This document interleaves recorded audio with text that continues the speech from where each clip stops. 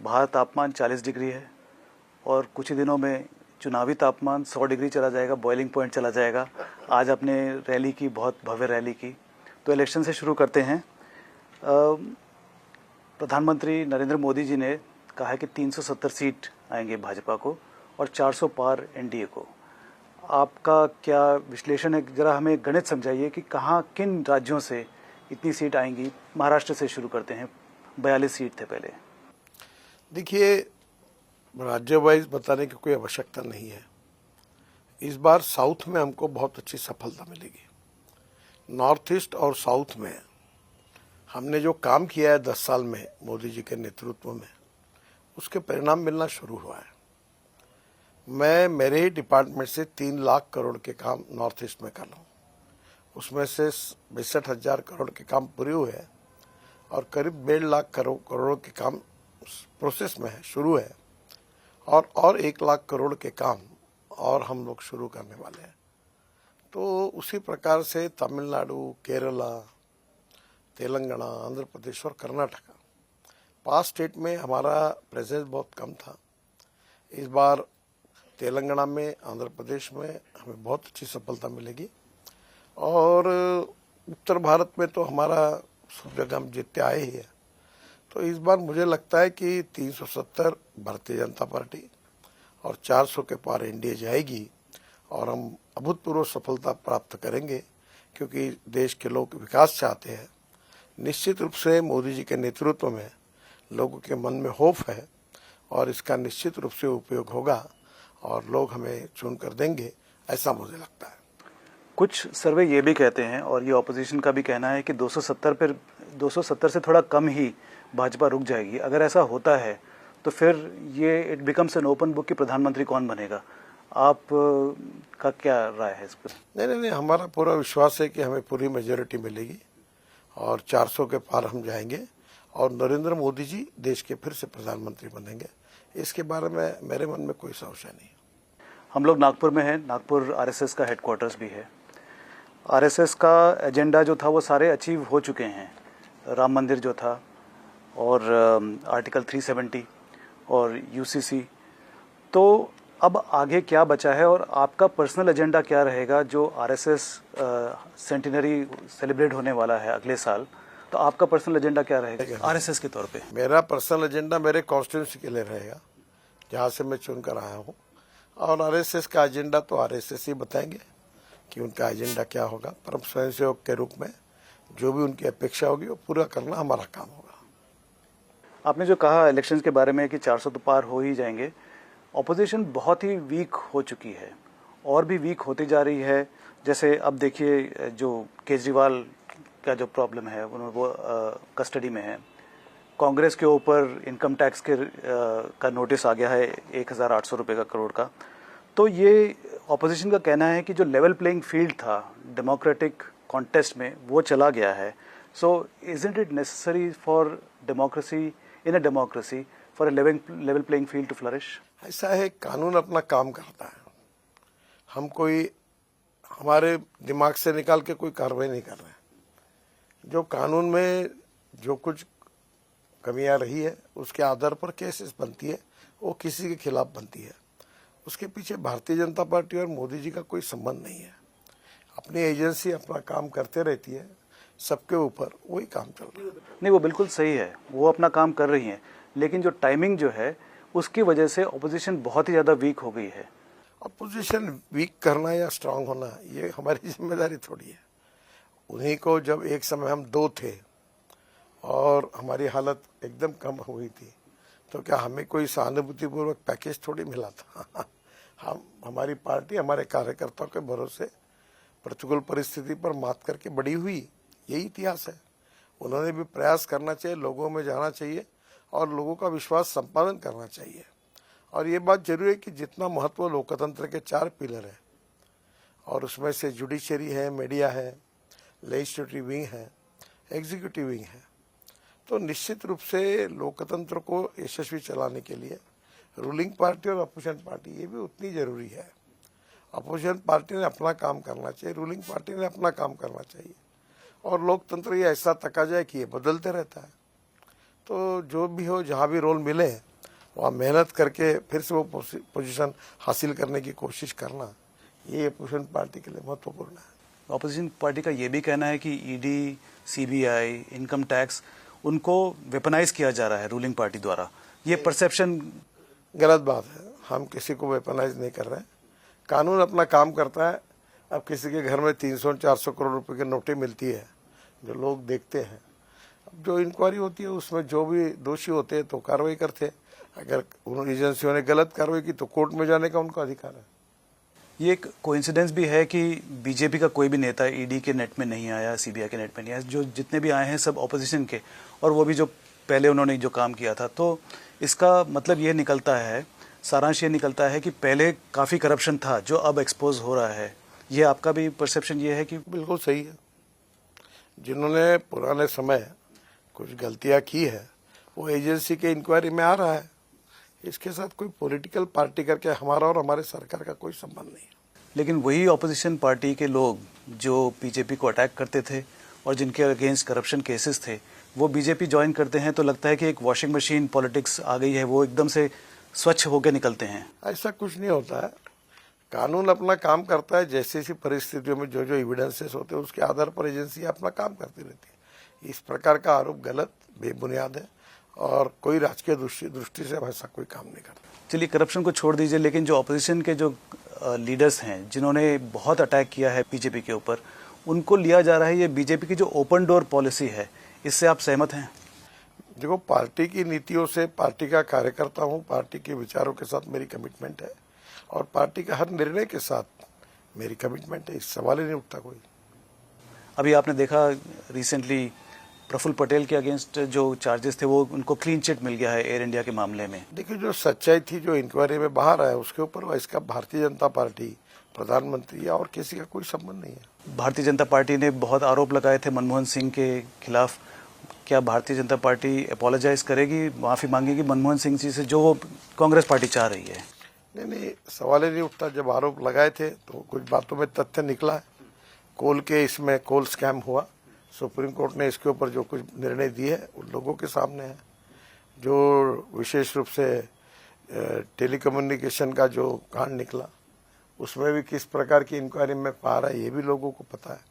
तो उस समय की जो कमियां थी वो हमने उठाई थी और परिस्थिति अनुरूप ऐसे उसमें से जो बातें निकली वो सिद्ध हुई है और गलत है तो परिणाम भुगतने पड़ेंगे। तो हमने उसके आधार पर टीका टिप्पणी की है, तो कोई गलत नहीं किया। इलेक्टोरल बॉन्ड्स इशू को लेके चलते हैं।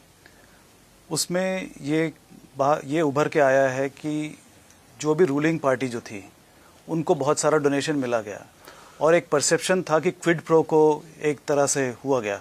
तो आर यू लिटिल अनकंफर्टेबल कि जो ऑप्टिक्स जो उसके सराउंडिंग है वो ठीक नहीं लगता? देखिए, मैं इसी एक मीडिया की टीवी मीडिया से बात कर रहा था।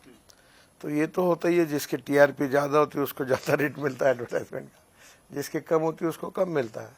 आज हम रूलिंग पार्टी है तो हमको एडवर्टाइजमेंट जैसे डोनेशन ज़्यादा मिला। अगर कल कोई दूसरी पार्टी आती है फिर से तो उनको मिलेगा। जिस राज्य में वो सत्तारूढ़ है तो उनको फायदा होता है। पर overall political party ground reality है कि उसको भी पैसे की जरूरत है। तो कोई ना कोई सुनिश्चित ट्रांसपेरेंट मार्ग आपको ढूंढना होगा। सुप्रीम कोर्ट में विचार हो रहा है, मैटर सब जुडिस है, तो मैं कुछ बोलना नहीं चाहता। पर सुप्रीम कोर्ट जो कहे उसके बाद ऑल पॉलिटिकल पार्टी ने मिलकर, ये पॉलिटिकल पार्टी में एक वर्ल्ड में कुछ पार्टी देशों में पॉलिटिकल पार्टी को पूरा सरकार फाइनेंस करती है, तो इसका कोई ना कोई ऑप्शन ढूंढना पड़ेगा, ऐसा मुझे लगता है। आप you are one of the rare politicians who has a very good relationship with all kinds of politicians, including opposition politicians. It's a rare quality that that political leaders have. Given that your relationship is so good with everybody, कुछ advice देना चाहेंगे opposition को कि कैसे वो revive कर सकें अपने आप को? देखिए, सबका साथ, सबका विकास और सबका प्रयास, ये प्रधानमंत्री भी कहते हैं, हमारी भूमिका वही है। और जहाँ तक हम लोग जिस कन्विक्शन से हम बड़े हुए हैं कि जात, पंथ, धर्म, भाषा, सेक्स और पार्टी किसी भी निकष पर हम डिस्क्रिमिनेट नहीं करेंगे। और इसीलिए मैं हाईवे बना रहा हूँ तो यहाँ तक एक कॉन्स्टिट्यूंसी में करूँ और फिर छोड़ दो, ऐसा नहीं होता है। अगर मुझे कश्मीर से कन्याकुमारी हाईवे बनाना है और मैं बना रहा हूँ, तो जो जो कॉन्स्टिट्यूंसी जाता है वहाँ रास्ता बनाना पड़ता है। तो मेरे यहाँ कई अलग अलग सांसद भी आते हैं, अलग अलग पार्टी के आते हैं, और मेरी सोच यही है कि जो काम हो सकता है नियम में बैठता है और सबका करना चाहिए, वही मैं प्रयास करता हूँ। और लोकतंत्र में यही अपेक्षा है। अटल बिहारी वाजपेयी जी अक्सर कहते थे कि मतभेद हो सकते हैं, मतभिन्नता हो सकती है, पर मनभेद नहीं होनी चाहिए। और आज हमारे देश में मतभिन्नता ये लोकतंत्र के लिए आवश्यक भी है, कोई उसमें प्रॉब्लम नहीं है, पर मत शून्यता ये हमारी समस्या है। जो भी पार्टी में उस पार्टी की विचारधारा के साथ, कन्विक्शन के साथ, चाहे जीत हो चाहे हार हो, खड़े रहना ये बहुत महत्वपूर्ण होता है। मुझे याद है कि मैं इमरजेंसी के खिलाफ जब राजनीति में आया और जयप्रकाश जी के नेतृत्व में मैंने इस कार्य की शुरुआत की, तो हमें अनुकूल परिस्थिति नहीं थी, पर हम प्रतिकूल परिस्थिति में काम करते रहे, और करते करते एक दिन अटल बिहारी वाजपेयी देश के प्रधानमंत्री बने। आज मोदी जी पिछले 10 साल से देश में राज कर रहे हैं। तो निश्चित रूप से जनता अवसर देती है, पर उसके लिए पेशेंस रख के मेहनत करना पड़ता है। ये मत शून्यता की बात आपने रामनाथ गोयनका अवार्ड में भी कही थी, ये बिल्कुल सही बात है। ये कांग्रेस पार्टी आपको लगता है कि मत शून्यता की तरफ जा रही है, और उनका फ्यूचर क्या होगा अगर इस तरह चलता रहा? अक्सर एक बात पर विश्वास रखता हूँ कि कोई पार्टी को उनके बारे में मैंने कहने के बजाय उन्होंने आत्मपरीक्षण करना चाहिए।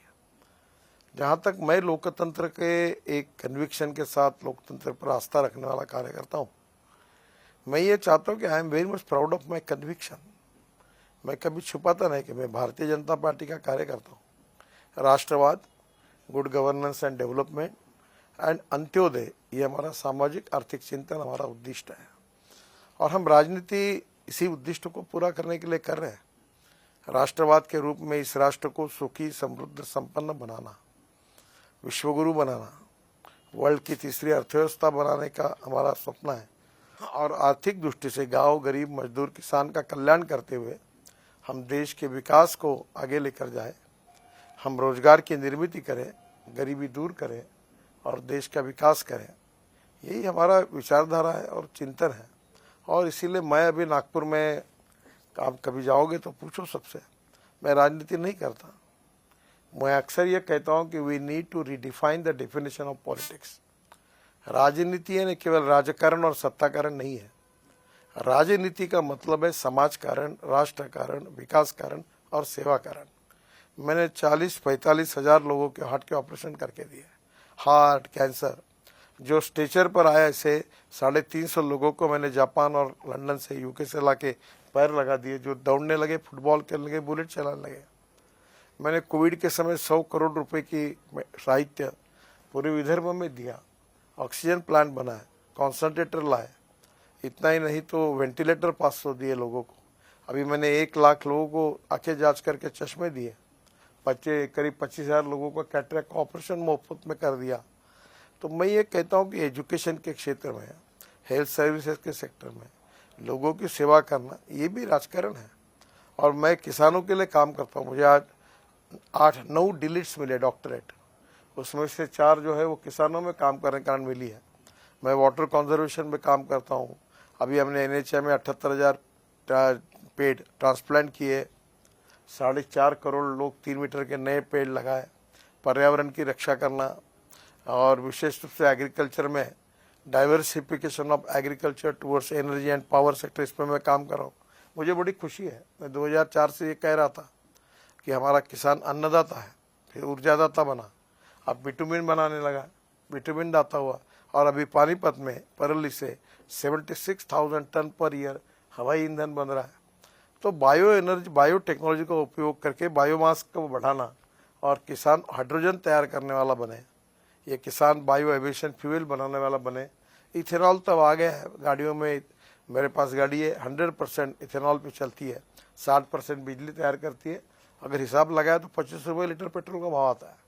तो ये जो कुछ बातें हैं जिससे डोमेस्टिक हैप्पी ह्यूमन इंडेक्स, जिसकी यूनाइटेड नेशन ने चर्चा की है, इन सब प्रयासों से ये डोमेस्टिक हैप्पी ह्यूमन इंडेक्स, जिसको हम सुखांक कहते हैं, वो आगे बड़ा करना देश का, यही हमारा उद्देश्य है। और इसीलिए हम काम कर रहे हैं। केवल किसी व्यक्ति मंत्री बनेगा, MP बनेगा, MLA बनेगा, इसके लिए नहीं काम कर रहे हैं। और ये करना चाहिए। और इसलिए मैं अक्सर कार्यकर्ता को भी कहता हूं कि आप आपके कॉन्स्टिट्यूंसी में एक विकास प्रकल्प और एक सेवा प्रकल्प चलाइए, और मेरी ये सोच है, मेरा ये कन्विक्शन है। हम लोग नागपुर में घूमे हैं और सबका यही कहना है कि आप जो भी कैंपेन करते हैं वो डेवलपमेंट पे ही कैंपेन करते हैं, कि आपने नागपुर कॉन्स्टिट्यूएंसी के लिए क्या किया उसी पे आप कैंपेन करते हैं। लेकिन हालांकि कई पॉलिटिशियंस जो इसमें नहीं मानते वो धर्म जाति उस पे कैंपेन करते हैं, आपने कभी नहीं माना और नागपुर ने कभी वोट नहीं दिया। मैं कहता हूँ कि नागपुर की जनता मेरा परिवार है। मैं जातीयवाद और सांप्रदायिकता की राजनीति कभी नहीं करूंगा। जात, पंथ, धर्म, भाषा और सेक्स और पार्टी, इसके आधार पर किसी को डिस्क्रिमिनेट नहीं करूंगा। जो सही काम है वो सबका करूंगा, और गलत काम लेकर मेरा अपना आता है तो नहीं करूंगा। हालांकि आपकी पॉलिटिकल आइडियोलॉजी कुछ और थी जब आपने पॉलिटिक्स में कदम लिया, लेकिन अब आपकी आइडियोलॉजी सिर्फ ऐसा नहीं है। मैं जब था तो यही है, मैं जो कह रहा हूँ यही संघ के संस्कार है, ये विद्यार्थी परिषद के संस्कार है। और संघ कोई जातिवादी नहीं, सांप्रदायिक नहीं। और जब जब मोरवी से लेकर अनेक देश में संकट आई तो संघ के स्वयंसेवकों ने इसी प्रकार से काम किया, और वही संस्कार लेके मैं काम कर रहा हूँ। हम कल भी थे तो हमारी सोच वही थी, आज भी है, वही है। अब काम करने के प्रकार में आप नीचे में जाओगे, मेरे बिल्डिंग है, 5 बड़ी बड़ी एम्बुलेंसेस खड़ी है, एक आंखें जांच करने वाली 3 है, एक पैर लगाने वाली है, एक डेंटिस्ट का काम करने वाली है। तो मैं ये काम इसी को राजकारण समझता हूँ, और मेरा 80% टाइम सेवा करने में जाता है। जल संवर्धन में मैंने काफ़ी गाँवों में पानी आया, दौड़ने वाले पानी को चलने के लिए लगाओ, चलने वाले पानी को रुकने के लिए लगाओ, रुके हुए पानी को जमीन को पीने के लिए लगाओ, गांव का पानी गांव में, खेत का पानी खेत में, घर का पानी घर में। मुझे अब जो 9 डिलीट्स मिले हैं उसमें से 4 डिलीट्स मुझे एग्रीकल्चर साइंस में मिली है। मैं गाँवों को समृद्ध संपन्न बनाने के लिए कोशिश कर रहा हूँ। वो मेरी कॉन्स्टिट्यूंसी नहीं है। मैं किसानों में काम करता हूँ, उनकी आत्महत्या न हो इसके लिए प्रयास कर रहा हूँ। मैं 3 चीनी मिलें चलाता हूँ, बायोफ्यूल बनाता हूँ। अब हाइड्रोजन, अभी मैं एलपीजी बनाने का काम शुरू किया किसानों के साथ। मैं किसानों की फार्मर प्रोड्यूस कंपनियां इकट्ठा करके मैं अमेरिका और कनाडा में सब्जियां एक्सपोर्ट करता हूँ। अनेक प्रकल्प चलाता हूँ। इसके पीछे भावना यही है कि इनकी गरीबी, भूखमरी, बेरोजगारी कैसे मुक्त होगी, इनका विकास कैसे होगा, गांव में रोड कैसे बनेंगे, स्मार्ट सिटीज नहीं, स्मार्ट विलेज कैसे बनेंगे, ये मेरी सोच है। इसके लिए काम करता हूँ। आपको याद होगा मैं 2014 में जब मंत्री बना तो ये जो साइकिल रिक्शा था, 1 करोड़ लोग आदमी को ढोने का काम करते थे। राम मनोहर लोहिया कहते थे कि मैं इस रिक्शा में कभी नहीं बैठूंगा। दीनदयाल उपाध्याय कहते थे कि जिस दिन ये प्रथा बंद होगी वो हिंदुस्तान के इतिहास का सुनहरा दिन होगा। मुझे बहुत खुशी है कि 1 करोड़ लोगों का जो मानवीय शोषण हो रहा था उसमें 70% लोग शेड्यूल कास्ट और माइनॉरिटी के थे।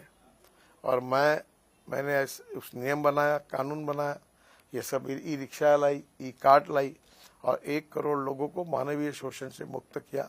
ये मेरे लाइफ का सबसे अच्छा काम हुआ।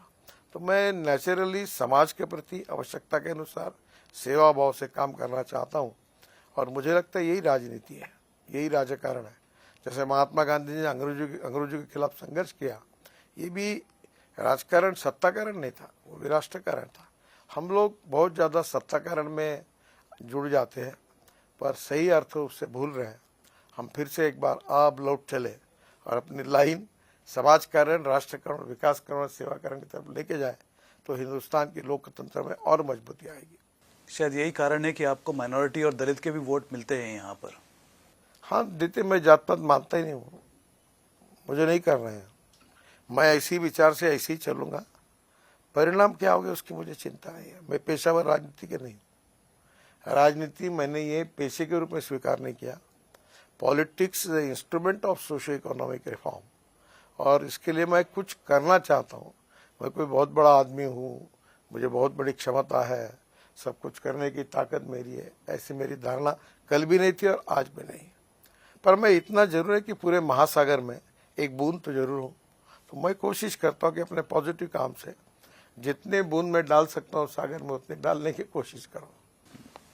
चलिए थोड़ा पर्यावरण के बारे में बात कर लेते हैं। Would you like to see India rid of diesel and petrol cars altogether? 100% मेरा मिशन है। What is your target? What is the timeline? मैं डेट में और ईयर में नहीं बता पाऊंगा। Is it feasible? 100%। आप देखो, मैं इलेक्ट्रिक व्हीकल की बात करता था, तो आप जैसे पत्रकार लोग मुझे पूछते थे कहाँ से आएगी, कैसे होगा। अब इलेक्ट्रिक बसेस हर गांव में दिखे, हमारे यहाँ 500 बसेस चली गई भी। इलेक्ट्रिक स्कूटर आ गई, इलेक्ट्रिक कार आ गई। अब इंडियन ऑयल 300 इथेनॉल के पंप शुरू कर रहा है। अब फ्लेक्स इंजन की स्कूटर, मोटरसाइकिल बजाज, टीवीएस और हीरो ने बना ली, वो आएगी। ऑटो रिक्शा आएगी। फिर इसके बाद हाइड्रोजन की कार मेरे पास है। हमारा 16 लाख करोड़ का फॉसिल फ्यूल का इंपोर्ट है, जिसके कारण देश में प्रदूषण होता है। हम प्रदूषण मुक्त और ग्रीन, और सही में मैं ये मानता हूँ कि अल्टरनेटिव फ्यूल और बायोफ्यूल हम देश में तैयार करके हमारे इंपोर्ट को खत्म करेंगे, और ये 16 लाख करोड़ देश के किसानों के जेब में जाएंगे। गांव समृद्ध संपन्न बनेंगे, वहाँ गांव के युवाओं को रोजगार मिलेगा, और इंपोर्ट बचने के कारण और वहाँ इकोनॉमी बढ़ने के कारण एग्रीकल्चर ग्रोथ रेट बढ़ेगा। ये मैं 2004 से कहते आ रहा हूँ, काफ़ी बदलाव हुआ है, और निश्चित रूप से इससे आने वाले 5-7 साल में पूरी परिस्थितियाँ बदल जाएगी। हाँ, आज एकदम ऐसा ट्रांसफॉर्मेशन इस साल में होगा, इतने दिन में होगा, ऐसी घोषणा तो मैं नहीं कर सकता, क्योंकि ये बहुत बड़ा कठिन प्रश्न है। ये कठिन है पर असंभव नहीं है। और जिस तेजी से इलेक्ट्रिक स्कूटर बढ़ रही है, इलेक्ट्रिक बसेस बढ़ रही है, अब इलेक्ट्रिक ट्रक आ रही, इलेक्ट्रिक कार पॉपुलर होगी, वेटिंग लिस्ट है इलेक्ट्रिक कार के लिए।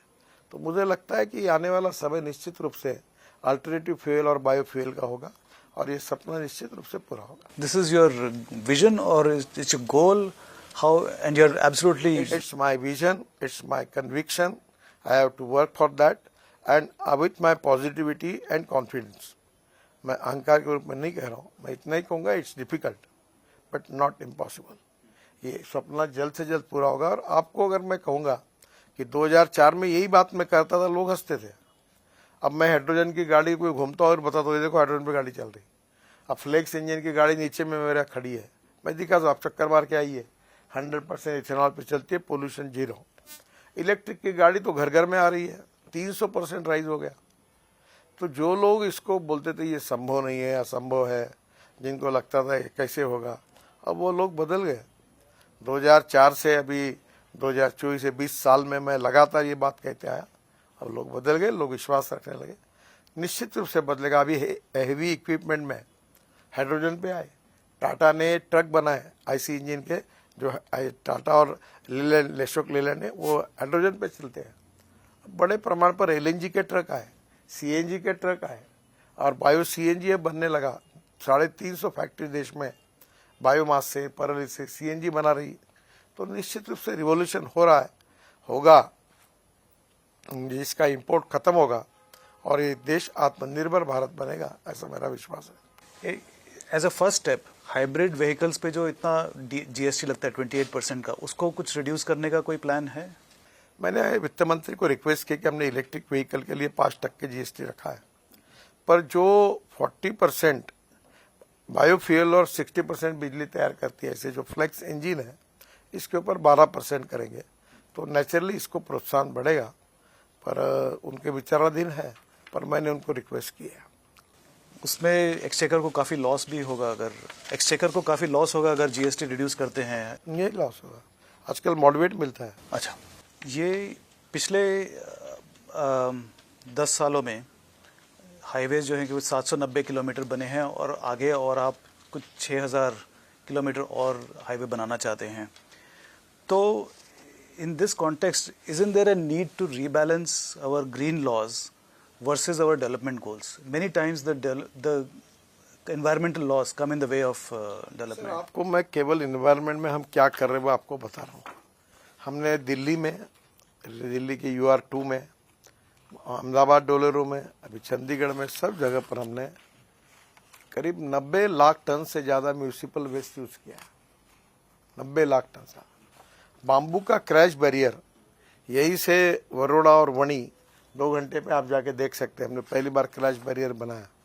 हमने फ्लैश का पूरा उपयोग हम कर रहे हैं इकोलॉजी और एनवायरनमेंट के हिसाब से, क्योंकि जिसके कारण विशेष रूप से देश की इकोलॉजी और एनवायरनमेंट को प्रोटेक्ट करना अतिशय आवश्यक है। जो स्टील इंडस्ट्री में स्लैग निकलती है उसका उपयोग कर रहे हैं हम। प्लास्टिक में हम 7% प्लास्टिक, और वेस्ट टायर से जो रबर निकलता है वो यूज़ हम कर रहे हैं। हमने इकोलॉजी और एनवायरनमेंट के हिसाब से काफ़ी निर्णय किए, और मैं अक्सर मानता हूँ कि हमें देश की इकोलॉजी एंड इन्वायरमेंट को भी प्रोटेक्ट करना है और डेवलपमेंट भी करनी है। अभी आपने जो आंकड़े बताए, अब हम वर्ल्ड का लार्जेस्ट हाईवे नेटवर्क है और मैं कहता था कि 24 के पहले हमारा हाईवे नेटवर्क 24 जब समाप्त होगा तो अमेरिका के बराबर होगा। अब मुझे बीच में अमेरिका से लोग आए, उन्होंने कहा हमारा ऑब्जेक्शन है तुम जो कह रहे हो इस पर, क्या है? बोले आपका रोड नेटवर्क नेशनल हाईवे का अमेरिका से अच्छा है। तो आज जिस प्रकार के हाईवे बन रहे, दिल्ली से देहरादून 2 घंटे में, दिल्ली से जयपुर 2 घंटे में, दिल्ली से अमृतसर 4 घंटे में, दिल्ली से कटरा 6 घंटे में, दिल्ली से श्रीनगर 8 घंटे में, दिल्ली से मुंबई 12 घंटे में और दिल्ली से देहरादून 2 घंटे में। और आप मुकामा बता दो कि चेन्नई से बेंगलोर अभी दिसंबर तक 2 घंटे में होगा, बंगलोर से मैसूर 1.25 घंटे में हुआ। तो लोग अभी ऐसे 36 और एक्सप्रेस हाईवे हम बना रहे, कश्मीर से कन्याकुमारी तक, और सब लोग देख रहे हैं।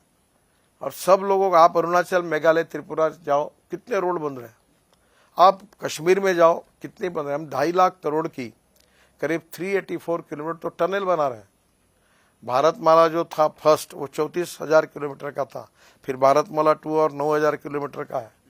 तो हमने जिस प्रकार से काम किया, अभी नेशनल हाईवे का काम लगभग समाप्ति के पर है। हमने पूरे इसमें 2 लेन, 4 लेन, 6 लेन, 8 लेन, 16 लेन तक के रोड बनाए।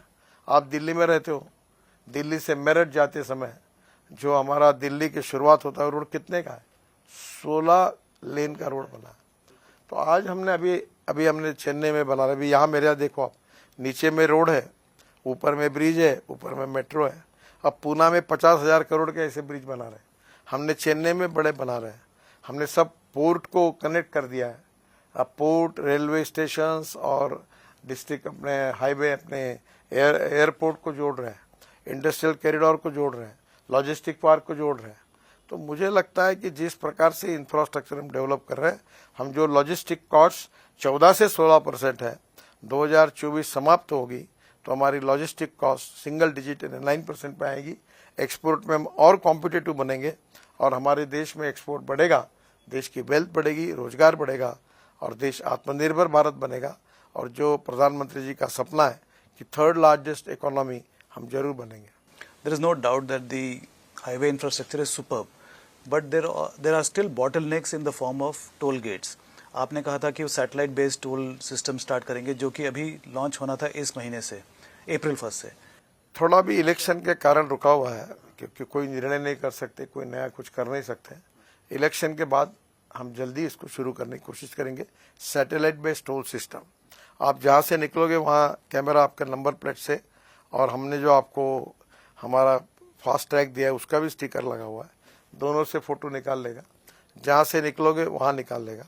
जितना आपने प्रवास किया उतना ही पैसे का टोल आपके बैंक अकाउंट से निकल कर जमा हो जाएगा। टोल नाके नहीं रहेंगे, कहीं रुकने की जरूरत नहीं ना, no. So it will be a continuous smooth passage all the way from one end to another. That will be an amazing achievement. Yes. Zojila Tunnel, what is the status? It was supposed to be completed in 2019. वो क्यों रुका हुआ है? मैं अभी तो 75% हुआ है और -8 डिग्री टेम्परेचर, और साल भर में 4, 4.5, 5 महीने काम करने को मिलता है। बहुत कठिनाई है। कारगिल पहाड़ी के नीचे वो है, हिमालय के बिल्कुल सेंटर में, तो स्वाभाविक रूप से तकलीफ है, पर 70-75% काम पूरा हुआ है। मेरे हिसाब से 24 समाप्त होने तक काफ़ी काम हो जाएगा और 25 की शुरुआत में हम उसको निश्चित रूप से लॉन्च करने की कोशिश करेंगे। 25 की शुरुआत में, जनवरी-फरवरी में। बिल्कुल। और एक और आपका प्रोजेक्ट है लक्षद्वीप आइलैंड को डेवलप करना, वो कहाँ तक पहुँचा है, क्या है प्लान, क्या है? अंडमान और निकोबार का हमने काफ़ी डेवलपमेंट किया कर रहे हैं। वही इन्वायरमेंट की अड़चन आती है, वो CRZ के प्रॉब्लम आते हैं। हमने प्रोजेक्ट तैयार किए हैं, कोशिश कर रहे हैं। अब जब फॉरेस्ट इन्वायरमेंट अगर क्लियरेंस नहीं देती तो हम रोड कैसे बना पाएंगे? ये judicial interference, does it come in the way of development? आते अभी मेरे यही के घर में, महल में मैं रहता था, एक रोड मैंने 4 लेन किया, पूरा डेंस पॉपुलेशन थी, मुझे 12 साल लगे। अभी कम से कम 30-40 बार कोर्ट केसेस हुई है। ये देखो, मैं इकोलॉजी और इन्वायरमेंट को प्रोटेक्ट करना चाहता हूँ। जिसकी रोड में जमीन जाएगी, दुकानें जाएंगी, घर जाएंगे, उनको बाजार भाव से ज़्यादा कीमत देना चाहता हूँ। और पर्याय होगा तो पर्याय देना चाहता हूँ, किसी का नुकसान करके रोड नहीं बनाना चाहता हूँ। अब इकोलॉजी एंड इन्वायरमेंट को प्रोटेक्ट करके हमको डेवलपमेंट को करना है, यही हमारी सोच है। हम कोशिश कर रहे हैं, अड़चने आती है। मैं लोगों को अक्सर एक बात कहता हूँ, मैं उसकी तकरार नहीं करता। मैं कहता हूँ there are some people who convert problems into opportunities and there are some people who convert opportunities into the problem. Let us accept as a challenge और प्रॉब्लम को रिजॉल्व करके चलते रहो, यही बात अच्छी होती है। I will ask you in a different way. Is it fair to have a policy that diesel vehicles should be scrapped in 10 years in NCR region, for example? Sir अभी तो उसमें बदल भी गया है, हमने 15 साल का पीरियड रखा है पेट्रोल कार्स के लिए। सर। डीजल में निश्चित रूप से पोल्यूशन ज़्यादा होता है और भाव अच्छा है, पर आज मेजोरिटी गरीब लोगों के पास ट्रक्स है, तो नेचुरली मैं कहता हूँ कभी डीजल का ट्रक सीएनजी पे कन्वर्ट कर लो तो पोल्यूशन एकदम 20% पे आता है। तो गरीब लोग हैं, बैंकों का कर्जा उनके ऊपर है और सुप्रीम कोर्ट के निर्णय का आदर करते हुए वे आउट कैसे निकालेंगे, ऐसी कोशिश करते रहते हैं लोग। तो आपकी कॉन्स्टिट्यूएंसी पे आते हैं। पिछली बार आप 2,15,000 मार्जिन से जीते थे, इस बार का क्या आपको लगता है? मेरा उद्देश्य है कि मैं 5 लाख से ज़्यादा मार्जिन से जीतूंगा। इस बार परिस्थिति वैसी है और मैंने जो कहा था कि मैं 10 साल का मेरा कार्य और मेरा नाम लोगों को मालूम है, इसलिए पोस्टर बैनर में नहीं लगाऊंगा। मैं heart to heart, man to man और हाउस टू हाउस लोगों से संपर्क करूंगा। आज मेरी पदयात्रा 4 प्रभाग में गई, 4 प्रभाग यानी 16 वार्ड और 16 वार्ड यानी कम से कम मैं आज 2 लाख लोगों से मेरा संपर्क हुआ। तो मैं लोगों को जा रहा हूँ, लोगों मुझे बाहर आ रहे, कोई आरती ये कर रहे, फूल ये कर रहे हैं, तो मैं लोगों को मिलूंगा। पर ये मेरे बारे में गलत स्टेटमेंट छपा गया कि मैं प्रचार में जाऊंगा, मैं वोट नहीं मांगूंगा, ऐसा मैंने नहीं कहा था और मैं किसी को खाऊंगा और पिलाऊंगा भी नहीं। मैंने ये कहा कि मैं जो इलेक्शन के आदर्श सिद्धांत है, लोगों को मिलना, बुजुर्ग लोगों के आशीर्वाद लेना और लोगों के घर घर जाना, इसी सिस्टम का उपयोग करूंगा, यही मैंने कहा था। तो आप प्रचार करेंगे, अपने स्टाइल से करेंगे? बिल्कुल कर रहा हूँ, हाँ। और मैं बड़े बुजुर्ग लोगों के घर गया, नागपुर के करीब 50-60 बड़े लोगों को, अलग अलग धर्मों के लोग हैं, पैर छूकर उनके आशीर्वाद लिया। जो नागपुर का जो परिवर्तन हुआ है 10 साल में, शायद वही है आपका प्रचार है? अब तो मुझे कहने की जरूरत नहीं, आप नीचे उतरो, किसी को टपरी वाला, चाय वाला, आप ही 100 लोगों को पूछो, एक खादा भी आदमी आपको शायद मेरे विरोध में नहीं मिलेगा। आप ही टेस्ट कर लो। मैंने लोगों की सेवा की है, नागपुर की जनता को अपना परिवार माना है। यहाँ युवाओं को 1 लाख लोगों को मिहान में रोजगार दिया है और 5 साल में 1 लाख नए रोजगार खड़े करूंगा। मैं यहाँ के सर्वांगीण विकास के लिए वैसे देश में काम करता रहा, राज्य के लिए भी काम करता रहा, विदर्भ के लिए करता रहा और नागपुर के लिए भी करता रहा। यहाँ तो मेरी जिम्मेदारी है, मैं करते रहता हूँ और इसलिए नागपुर में दुनिया में जो कुछ अच्छा है वो नागपुर में लाता हूँ। यहाँ का म्यूजिकल फाउंटेन वर्ल्ड का सबसे बेस्ट हुआ है। यहाँ पहली बार एशिया रिकॉर्ड बना, नीचे में रोड, ऊपर में फ्लावर, ऊपर में मेट्रो। ये पहला शहर है जो टॉयलेट का पानी बेचकर 300 करोड़ साल के कमाता है। 300 करोड़, हाँ। पावर जनरेशन के लिए कोराडी खबर। ये यहाँ उत्तर के बाजू में एक डिफेंस की रेलवे लाइन थी 35 हेक्टर, 2.5 करोड़ में मैंने खरीदी की है महानगर पालिका के लिए। हफीज कॉन्ट्रैक्टर ने डिजाइन बनाया लंदन स्ट्रीट करके, उसको हमने ऑरेंज स्ट्रीट अभी बनाया ना। और अभी तक 24 पैकेजेस है, 4-5 पैकेज हुए तो 450 करोड़ महापालिका को मिले। 2.5 करोड़ लगाकर अब महानगर पालिका को 2000 करोड़ मिलेंगे और उसमें स्विमिंग टैंक, हेल्थ क्लब, सब जिम भी होगा, भाजी मार्केट होगा, मटन मार्केट होगा, पार्किंग होगा। और ये सामने बिल्डिंग दिख रही है, ये उसी की है। और एक रेलवे लाइन को लेके हम 36 मार्केट बना रहे हैं, होलसेल किराना, और इनको हमने नागपुर के बाहर 48 एकड़ जगह देकर एयर कंडीशन मार्केट बना रहे हैं। हर जगह पर हम जो जगह सब्जी मार्केट, 1 लाख बस्ती के मांगे पीछे एक सब्जी मार्केट, एक मटन मच्छी और फ्रूट मार्केट करेंगे। हॉकर्स के लिए फूड मॉल बना रहे हैं। तो ये शहर की मेरी एक सोच है। 350 खेलने के मैदान बना रहे हैं। अभी मैंने क्रीड़ा महोत्सव किया, हमारे यहाँ मेंबर ऑफ पार्लियामेंट को खासदार कहते हैं, खासदार क्रीड़ा महोत्सव। 70,000 खिलाड़ी खेले 17 दिन, 1 करोड़ 66 लाख रुपए के अवार्ड दिए।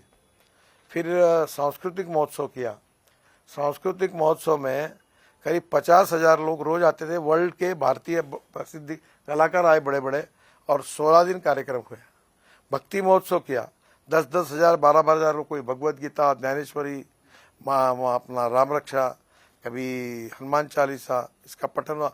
भगवान गौतम बुद्ध के स्तोत्र का पठन हुआ।